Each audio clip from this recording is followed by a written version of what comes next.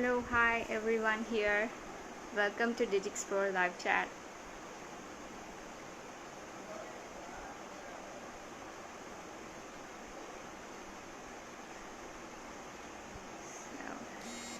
So we are having a guest from US Boston. His name is Beto and he is a divinity coach. So he's here to, share an enlightenment that how we can deal with anxiety and the stress, the kind of hectic lifestyle we are having, to give the good direction that how we can lead our better lives. And it all starts with self-care, as we know that.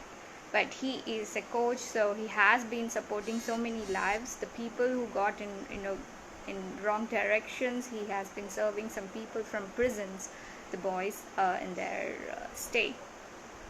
So let's invite him. Let me check.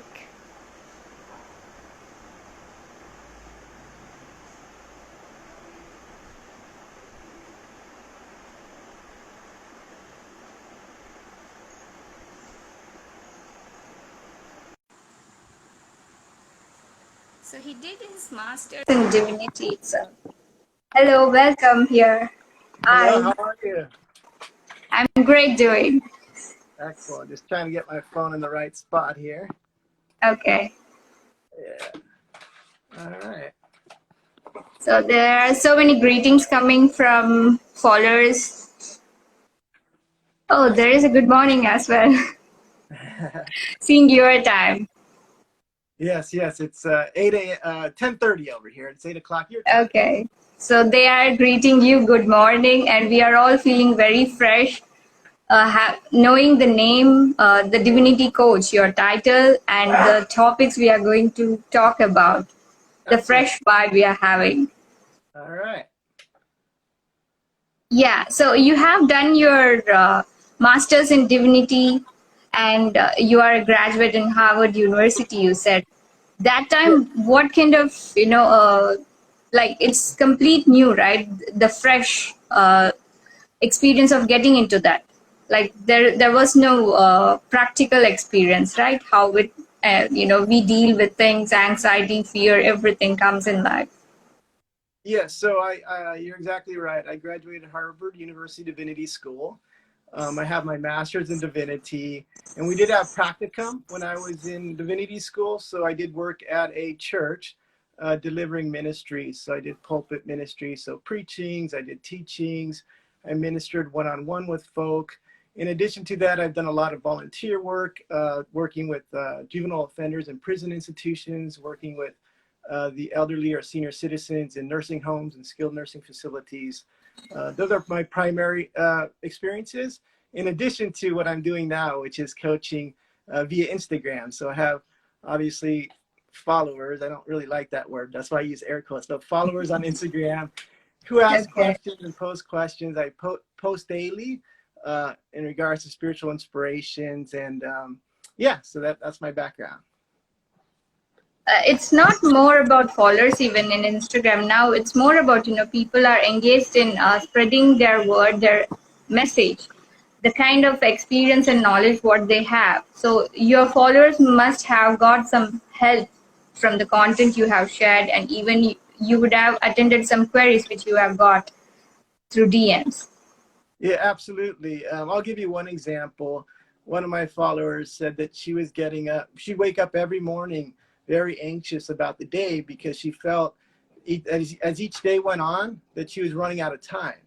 And so as she read more and more about my posts and I spoke with her and worked with her, she came to the understanding that time is limitless, that we are created in the image of the divine, and the divine is limitless, and thus we are limitless. So it really helped her out. She said the anxieties, for the most part, not only subsided, but it's rarely there. If it is there, it's only because she's going into her old thinking in regards to time. That time's scarce. It's a scarce resource, but for the most part now she's been able to really deal with that anxiety and put it aside and move on with her life without having to wake up every morning feeling anxious that she's running out of time.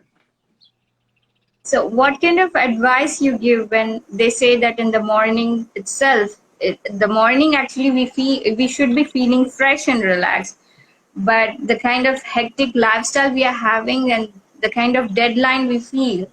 So you're saying that we feel very anxious. So Yes. what kind of advice you give? Yeah, so as far as spiritual practices go, there's a few nuts and bolts type of spiritual practices that are very helpful. I found helpful for people. One, obviously, that everybody seems to be familiar with is meditation. And as you and I have discussed in the past, Tisha, that there's different forms of meditation. I tend to prefer, for myself, prayerful meditation, but there's all kinds of different sorts of meditation. And it's really according to your faith what works for you. But it's just that idea of being still with your thoughts, being still with your mind. So that's number one, or one anyhow, is meditation. Another spiritual practice that I emphasize with those that I coach is affirmations, positive daily affirmations. So for example, looking yourself in the mirror every day and saying things along the lines of, I have peace, I am peace, I am, excuse me, I'm abundant. Um, That's fine.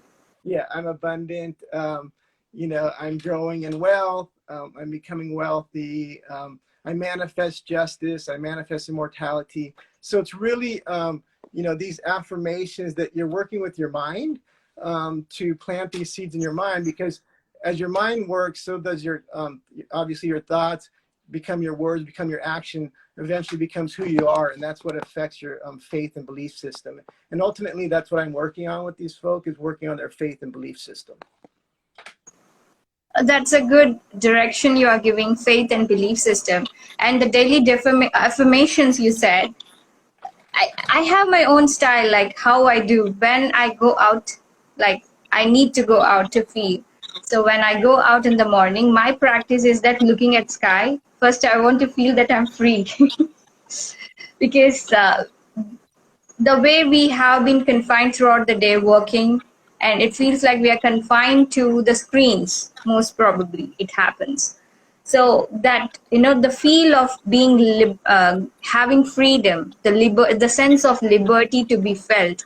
So that affirmation I do in the mornings, going out, seeing the sun, looking at the sky, the wide sky, if I look at and I feel like saying to myself, I'm free. It doesn't need to be like if I'm confined to work or to that space or to the screen, but just having a look over the sky, it gives, the hope that I'm free, I'm not confined. So Absolutely. is there a connection with the environment? Oh, absolutely. So, as I mentioned before, I did prison ministry. So I worked with a lot of folk that were confined to cages, basically. But even as you said, there's people who feel confined in office spaces. Today, we're on lockdown because of these COVID-19 pandemics. So we're, for the most part, confined to our homes. For some of us, that's cramped apartments. Some people can feel confined to a relationship or a marriage, especially if it's a toxic relationship or a toxic marriage. So absolutely, there's those feelings of confinement in different places. And no doubt nature does help, because we were actually created to live in harmony, not just with one another, but we were created by the divine to live in harmony with each other. And when I use the word divine, it's really, other people use different words. They use God, they use source, they use Allah. I even dated an atheist for a couple of years, lovely woman. And she said, do you have an issue with me being an atheist? I said, do you believe in love? She said, yes. I said, I do too. It's just, I use God, I use the divine and love, semantically. But it's all the same thing, whether you say love or the universe or source or Allah or God or what have you, it's all the same thing at the end of the day. It's all about love. So you're saying the definition of divine is not limited to following a god or religion, right? It's the act of being kind with people and being harmonious with the nature, with the environment, with the people, you're saying, right? Absolutely. It's those expressions of love, because at the end of the day, that's what it's all about. It's all about love. So yeah, Wow. whether you say God or the divine or just love, itself. It's all the same universe, source, absolutely. And again, not yet, as you said, it's not just the harmony with each other and expressing those expressions of love, but also within nature, because we are created to be living in harmony with nature. We have a question here. People have greeted. Let's acknowledge who all came here. First, the question from Dev. I think I'm not getting the proper name. J1 Dev 1S. So his question is, what roles do hope and gratitude play in dealing with anxiety? That's a great question. So at the end of the day, what really animates the divine dwells within us. And so to animate there's different ways we can animate the divine. One of the key ways is to be grateful and joyful, to be happy, to express gratitude and joy. So even if you're not living in an abundance now, so you might be one of those people who feel confined to a toxic relationship or a toxic marriage, or you might feel confined to a job that where your boss is being oppressive and you're in that workspace every day having to deal with that. Or even those of us who feel confined to our homes right now. We live in cramped apartments in the city, like I do here in Boston, during COVID-19, during this pandemic. Nonetheless, if we can find that joy and that gratitude and be able to express that, that animates the divine within us. That brings the hope. That brings the hope at the end of the day. It's that hope that it brings, so that we're not feeling that anxiety that seems to be all permeating this culture of ours, this global culture of ours. Yeah. So let's see who all came here. Anshu, hello, Anju, and Sumit, he waved us. Guys, do you have any questions you can drop here? He's here to help you, guide you if you are dealing with any sort of mental instability, which we call it as stress, anxiety. So any situation which you want to direct. Now, Tisha, the last time we spoke, you talked about the time that you walked in nature, and I believe it was you Yeah, said, yeah. maybe you The can share time that story. factor. So, but yeah, that was like, it was connected to, the time was connected to environment, like it was dependent on that. Once I left my space and went outside and tried to connect with the natural elements, then it was like it really stopped for a while, or the things got slowed down totally. It was that the sense in my mind, or what is that? It was totally different. Yeah, and as you How said, that things happen, what I didn't intentionally meditate at all. yeah, and as you expressed the last time we spoke, you said that it was only 10 minutes, but it felt like an hour. Yeah. So see, that's the divine. For the divine, 10 minutes can be an hour can be a day can be a decade can be a millennium, because time is limitless with the divine. And that's what I'm getting at when I'm talking about time. See, I believe that we are created to be immortal. We were created to live forever, not just spiritually, but physically. And as a Yeah. result, then time becomes not meaningless, but it is just is. It's not something to feel pressured or anxious about. So when you had that experience of 10 minutes feeling like an hour, that was really that place where you were captured in that moment. You're feeling and absorbed and just being in that moment. And that's what we'd like to do all the time in all of our lives. So for example, a practical point here. So if you're working, for example, in an IT shop there in Bangalore or in Silicon Valley or here in Boston or somewhere else, and you have a deadline and the boss says you have 8 hours to do this work, and looking at that work that it's going to take you 10 hours if you work straight through. Well, if you can just still your mind for a moment and capture your thoughts and get in that feel where time, 10 minutes becomes an hour, for example, then the divine could actually give you thoughts and ideas of ways to condense that timeline, condense that work, so that that 10 hours of work actually you could do in 3 hours. And I've done this Wow. myself where I felt really pressured about a timeline. And I just said, you know what? I just got to still myself, got to do a little prayerful meditation. And all of a sudden an idea will pop in my mind. It might be accessing a resource or whatnot, but what I thought was going to take me 10 hours and I was going to, be crunched to try and make that 8-hour timeline, I was able to do in 3 hours instead. But it's that ability to be able to tap into the divine and be able to capture or work on getting your head around and your body around and just being in that time, in that moment, so that 10 minutes, like your experience, 10 minutes becomes an hour.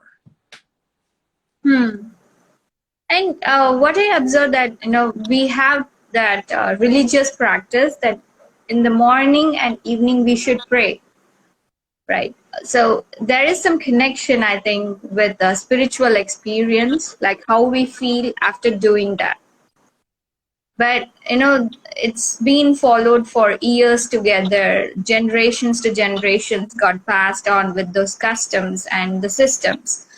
But the sense is not being passed or handed over. They just say it verbally, but it needs to be sensed when you are telling someone that how it feels. But it is just verbal with words. How it is felt, that is not coming out. It comes out when we talk about meditation. What is prayer, and how is there any relation with meditation or spiritual practices?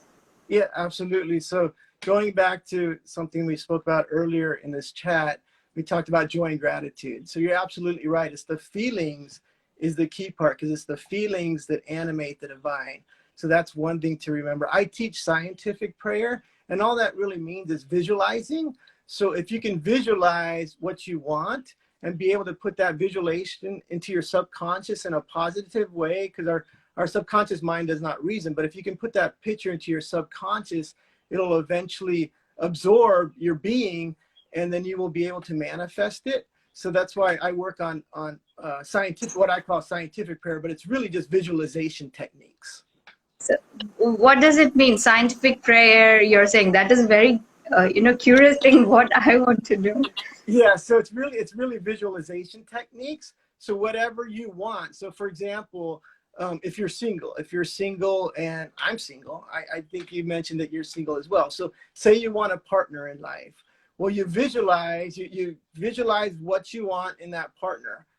All the specifics. You get really specific. And I'm not talking about, a 10-minute, well, I want this and that. No, I mean, spend a couple of days, a couple of weeks, maybe even a couple of months, really getting your head around exactly what you want and why you want it. Start with the why. Why do I want, why do I want this person in my life? And why do I want them to be this way or that way? And then once you got that, and I usually use paper, you don't have to, I've met people who actually, they're artists. I'm not a great artist, but they actually have done their artwork of the person that they want as a partner in their life. So they've actually done a painting of that person.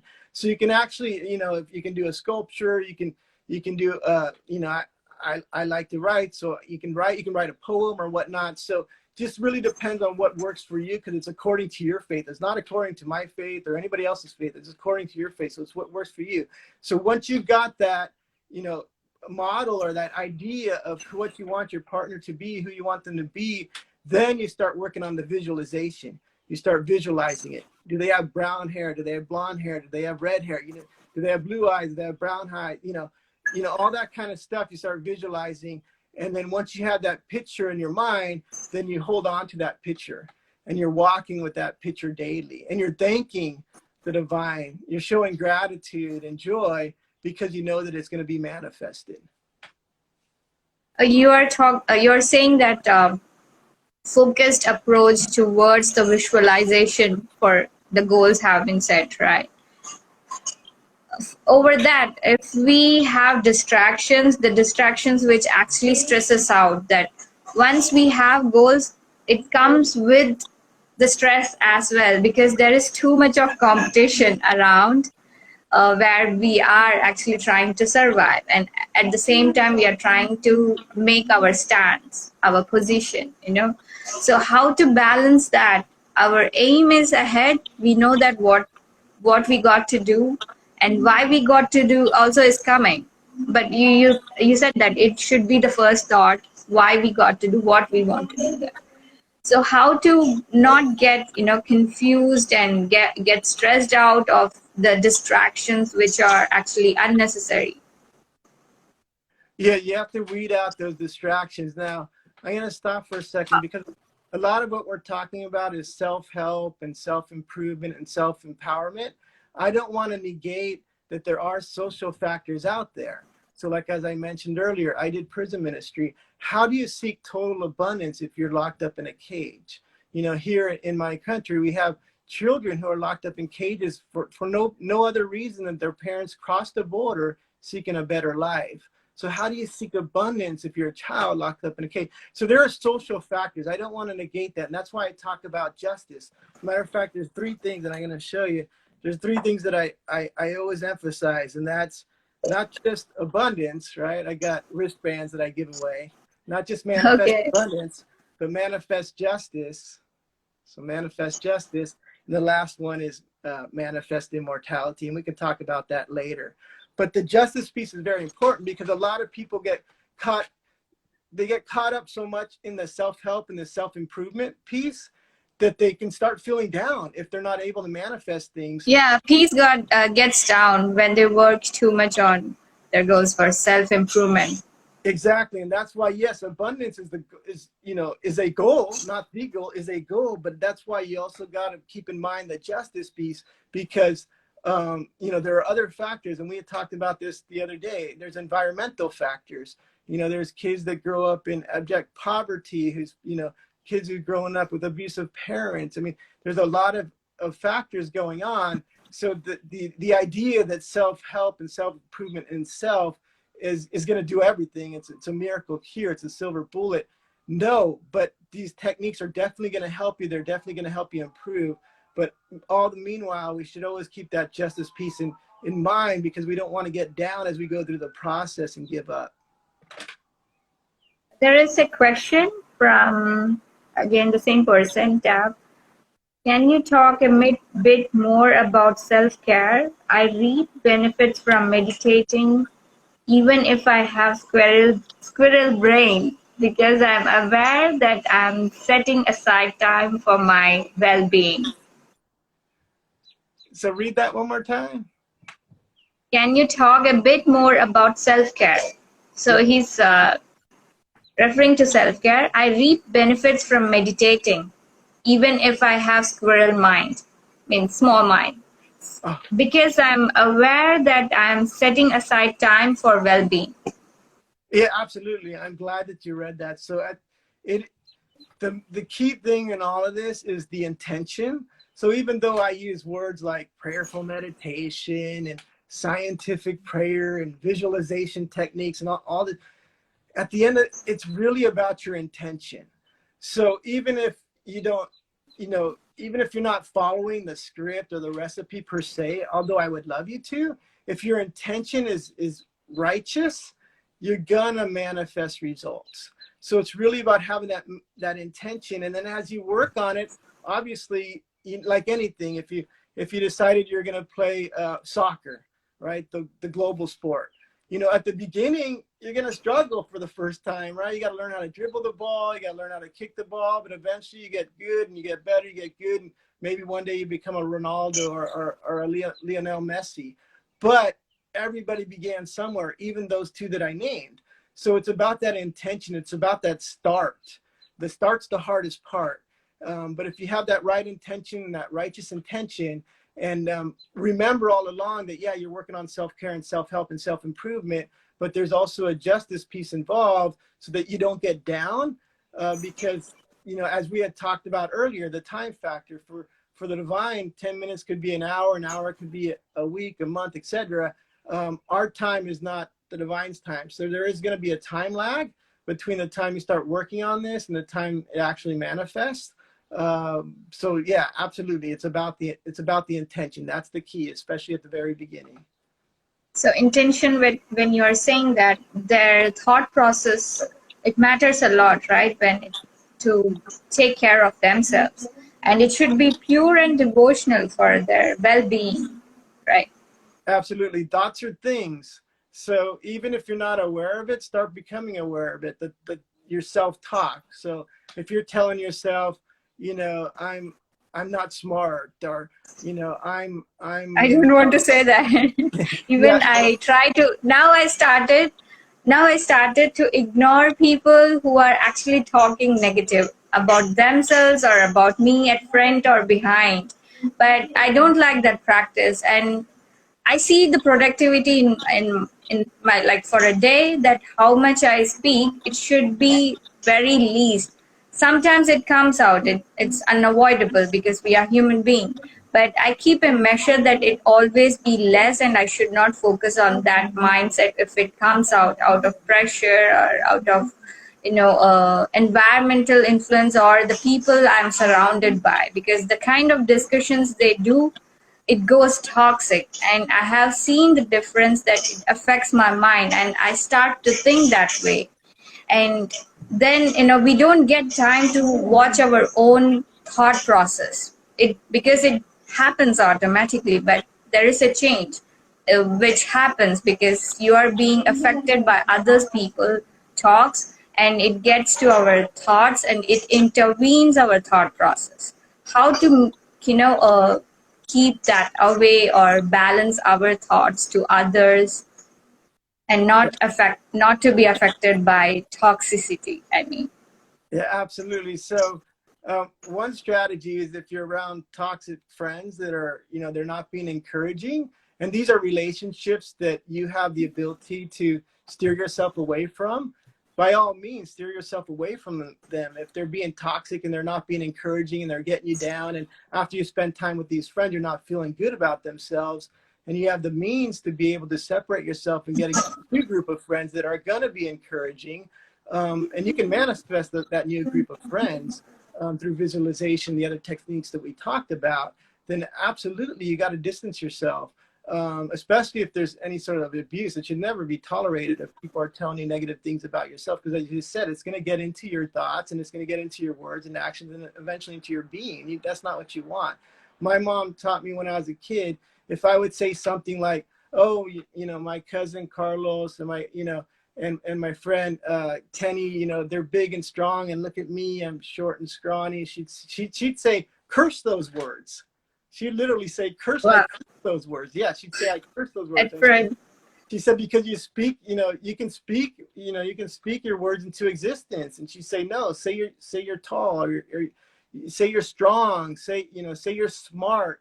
If you're poor, say you're rich, because you can speak you can speak that into existence. And so I was taught that at a very young age. I grew up with that. So people, for example, I was at the Philadelphia International Airport before the COVID-19 pandemic, before the lockdown, and the person, the TSA agent, was checking my identification. And she said, oh, wow. She looked at my birthday. She said, wow, you look really good for your age. You're fit and this and that. Yeah. And, and I said, thank you. I'm flattered. I appreciate that. She said, but, and then she said, falsely, she said, but, we all grow old. And I said, not I, ma'am. And inside I told myself, I curse those words, because I don't believe in physical death. I believe physical death is an untruth. And so she looked at me just stunned. She'd never heard anybody say that before. So for example, a lot of people say life is short. I mean, I see it on Instagram all the time. I have followers, and I follow them, and I read what they say. And the only time you won't see me give you a like is if you put life is short in your post, because I don't believe that. I curse those words because I don't believe life is short. I believe life is long. We have accounts of individuals that live 900 years. They're in India that live thousands of years. Why do we accept the timeline of a lifespan of 80 years or 100 years? No. We shouldn't do that. We should. For the same subject, I'm having a very interesting book which I will show you. So it is having of the same long life, Ikigai, if you're aware of that. So it's a very small island in Japan, and they are having very healthy divine practice. The word what you are saying, the divine practice, that how they are, being harmonious with each other, with the environment, and they are very socialized with each other and supportive. And the kind of food what they eat, they respect what they eat, and the thought process also grows as per their diet itself and the kind of environment they have built. That's beautiful. That's exactly how it Yeah. should. That's beautiful. And you're saying the divine practice, which I didn't feel. So the talks, the conversations, what we have, we feel that it's formal, like someone is telling you thank you, sorry. Is that to be followed or not? That's my first question. Like It, with friends, sometimes we consider us taken for granted. Why to say that to friends? They understand. But is it not necessary to convey some way if it's not verbal? When any hard situations be there. yeah, so if I think I understand your question, I'll answer it with a story. So I have these wristbands, right? Manifest immortality. You can see that. Yeah, manifest immortality. Okay. So when I started talking to my friends about this, at the beginning they'd say, "Aren't you afraid somebody's going to think you're crazy? Aren't you afraid you're going to, they're going to think you're insane?" I said, well, first of all, I believe in brain plasticity. I believe that we can overcome trauma. The brain can overcome trauma, and that we've been traumatized by physical death, and that's why we don't believe in abundant life and eternal life and manifesting immortality. And so as they started reading what I wrote and I started talking to them, eventually they nearly all of them, not all yet, but nearly all of them said, you know what, send me one of those bracelets. I want to wear one of those bracelets. And then they send me pictures. They're wearing the bracelet and they say, I'm wearing the bracelet proudly. I went to the flea market or the supermarket the other day and somebody asked me about it and I told them about you and blah, blah, blah. So you can influence your friends in another direction. But as I said earlier, if your friends don't want to be influenced in a positive direction and you have the choice or the ability to separate yourself from those toxic relationships, I would encourage it because life is too long to be in a toxic relationship, especially if it's And abusive. that thought should be there, right? Life is too long, but we are having that the very foundational stress that life is short and time is less. We have to run, we have to rush, and complete the things as fast as possible. Because of Absolutely. that, the whole thought process is coming into that. Yeah, So it's a it's for scarcity. some time it's fine, right? But how if it is of everyday thing? You got to be alert every day. Yeah, it's a scarcity mindset that we're fighting against. This idea that time is a scarce resource, it's limited and we're running out of it. That beauty or money or finances or whatever, that it's all scarce resources and running out. And that's what causes that pressure and that anxiety. And I again going back to the justice piece, a lot of this is perpetuated by multinational corporations, by governments, the people who have the power.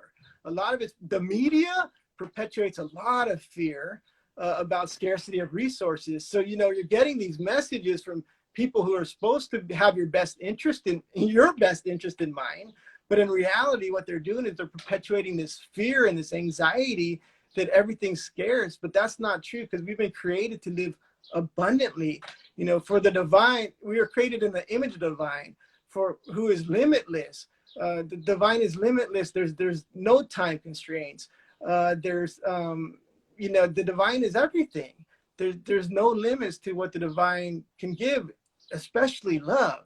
And at the end of the day, if you think about it, what the media, for example, perpetuating all this fear and hysteria instead of expressing images of love, right? And we talked about this, the artist. The reason I love artists and I call myself a spiritual thought artist is because I'm influenced more by artists than anything else. Because at the end of the day, if the divine is love, which I believe, then how do we as humans get our heads around that, right? the best way that I found to get my head around love is through the artist, through paintings, through sculptures, through music, song. And I thank the divine for the artists, because they're the ones who are helping us lead the way to being able to express what love is and get our heads around what love is, and feel those expressions of love, and also gratitude and joy. And there is a question from a droid Fortune. He's asking, what are your thoughts about Nichiren Buddhism meditation? About what? I'm sorry? What are your thoughts about Nichiren Buddhism meditation? I'm not sure if I'm familiar exactly with that form of meditation, but for me, it's whatever, it's according to your faith. So whatever works for you. I've talked to people who meditate, an hour in the morning and an hour at night. And they said, I need that hour in the morning. I need that hour at night. It's what works for me. I say, amen. Hallelujah. Whatever works for you. I honestly, my practice, I meditate probably 10 minutes a day, because what happens with me, I'm more into prayerful meditation. So when I'm meditating, usually I get inspired by an idea for a post, or somebody comes to mind that might need my help. So then I end up reaching out to that person, and 9 out of 10 times there is something going on in their lives and I'm able to help them out with. So for me, I don't do an hour in the morning, hour a day, but for some people that's what they need, and that's where their faith is, and it works for them. So whatever meditation form you're using, as long as your intention is righteous and it's what you believe in, it's where your faith is, it's going to work. It's going to manifest those desires that you're looking for. But it's about the intention, and it's about your faith in what you believe. Wow, it has been a great talk with you. And thank you so much for being here with us. And there are no more questions. Any questions, guys, if you want to share and drop here so that you want to listen some more guidances from him. Let me check any questions more came. How is your quarantine going there, by the way, Beta? Oh, our quarantine, we're anxious to get out of this quarantine. It's been 2 months now. So, there's the weather. Our third phase is going, actually. Yeah, the weather's better now. So, everybody wants to get out and socialize again, but we're still. Okay, Dav is actually acknowledging us. Thank you, both of us. He's referring to us. He was the one got us 2 questions. Very interesting questions. Awesome. We appreciate it. We will be coming in future again with this, enlightening talk towards life, and, of having a better life ahead. Amen. Seems awesome. Great. Do check it out. Thank you. That's from a droid Fortune. Oh, and terrific. There is a wave hi from Ranjan Biswal. So any real lifetime challenges which is connected to your anxiety, fear, you can drop here. And any direction you want for you. Like I have asked a couple of questions or more than that according to my situation and the experiences I had.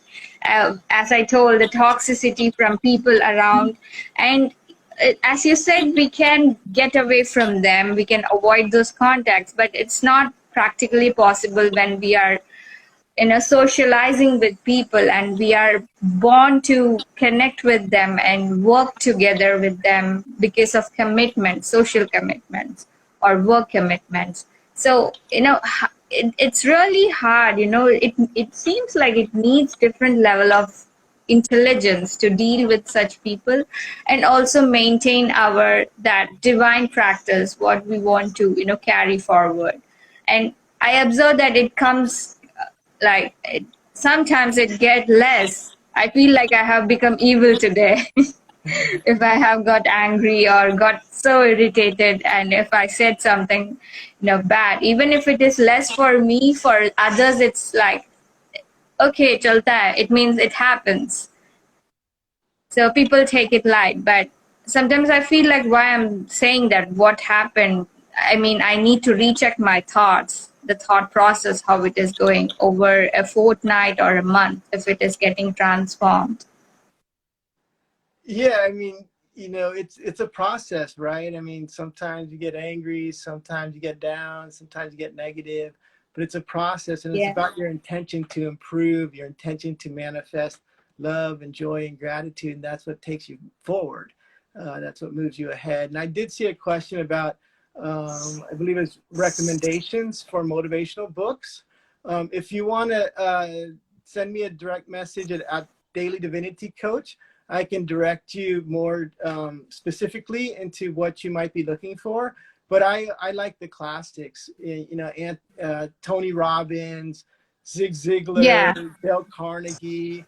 I mean, they're classics for a reason, right? They've proved the test of time for a reason. There's a lot of good information. If you're looking for something, purely motivational, if you're looking for something else, again, you can send me a direct message at Daily Divinity Coach, and I can recommend something more specific to what you're looking for. But yeah, I like the classics: Dale Carnegie, Zig Ziglar, Dr. Norman Vincent Peale, Anthony Robbins. When it comes to motivational, books. Are you active on any other platforms like Facebook, Twitter? Instagram has been best for me. I do use Facebook, but primarily to post pictures of my son and I, at rugby games or whatnot. So people like to see that, especially Mm-hmm. members. But insofar as people actually seeking truth and looking for advice and wisdom, the platform of Instagram has served best for that. So I really focus on Instagram. I do put my posts on Twitter as well, because I have a few followers who don't have Instagram accounts, and so they ask me to put stuff on Facebook, or excuse me, on Twitter. So I do that. But 98% or 99% of my engagement is on Instagram. I would suggest that you should be active on Twitter, because in Twitter people post like liners. So it would be around 10 to 30 words maybe to share your divinity words concern. Yeah, You can absolutely. try. Yeah, absolutely. And are you active on LinkedIn? Because professionally people do there. And being a mentor, you can be active and connect with other people who are from same niche you can actually find.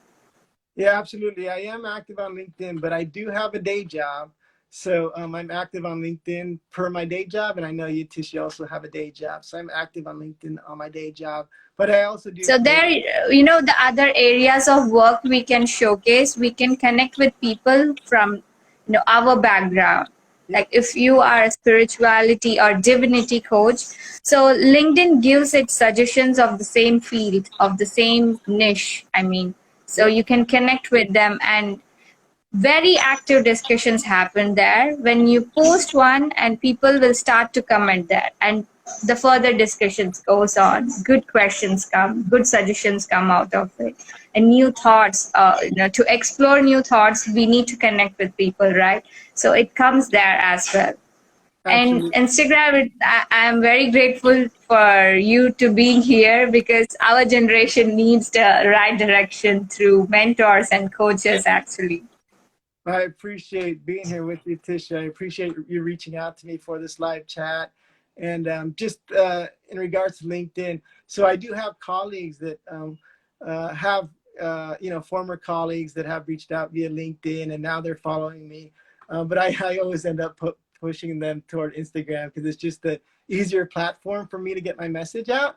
But I do have colleagues that, and former colleagues, business associates that have heard about my coaching through LinkedIn, and then now they follow me on Instagram, because they're looking for, like a lot of people, for spiritual guidance and advice, looking for truth and wisdom, for freedom from stress and anxiety, like we've been talking about today.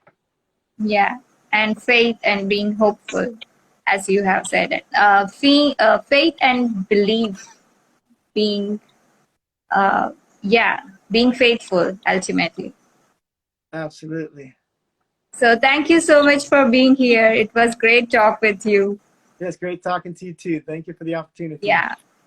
Good night. Good night. Bye See bye. you soon again. See you soon. Bye. Bye.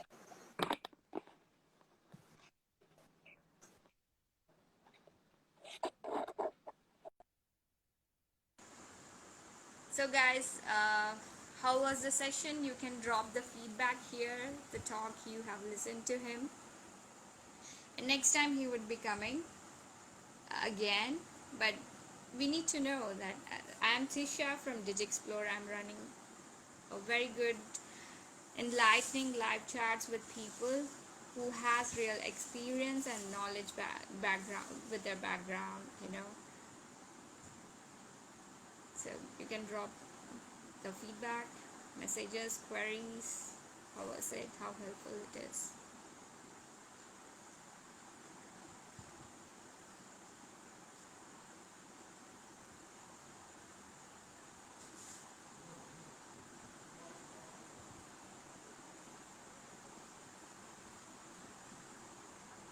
So fine, I have acknowledged most of the greetings and the messages. See you, bye then. Good night.